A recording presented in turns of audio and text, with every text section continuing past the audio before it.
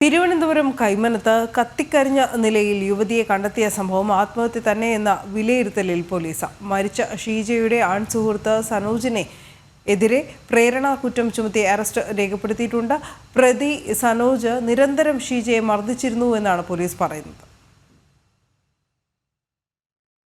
സ്ത്രീയുടെ മൃതദേഹം കത്തിക്കരിഞ്ഞ നിലയിൽ കണ്ടെത്തിയ സംഭവത്തിൽ സുഹൃത്ത് സനോജിനെതിരെ പ്രേരണാകുറ്റം ചുമത്തി അറസ്റ്റ് രേഖപ്പെടുത്തി പോലീസ്. ഷീജയെ നിരന്തരം സനോജ് ഭീഷണിപ്പെടുത്തിയിരുന്നതായും പോലീസ് വ്യക്തമാക്കി. സനോജിന് മറ്റൊരു സ്ത്രീയുമായുള്ള അടുപ്പം ഷീജ ചോദ്യം ചെയ്തിരുന്നു. ഇതിന്റെ അടിസ്ഥാനത്തിലാണ് ഇയാൾക്കെതിരെ പോലീസ് ആത്മഹത്യാ പ്രേരണാകുറ്റം ചുമത്തി കേസ് രജിസ്റ്റർ ചെയ്തത്.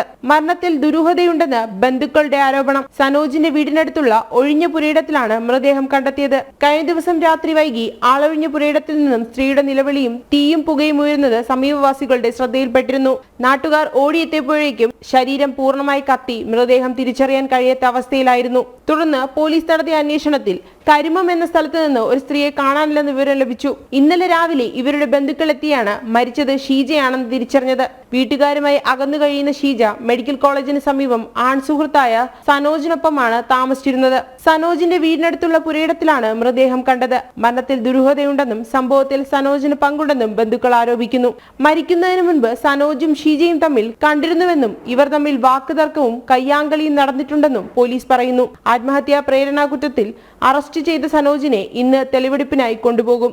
ജനം, തിരുവനന്തപുരം.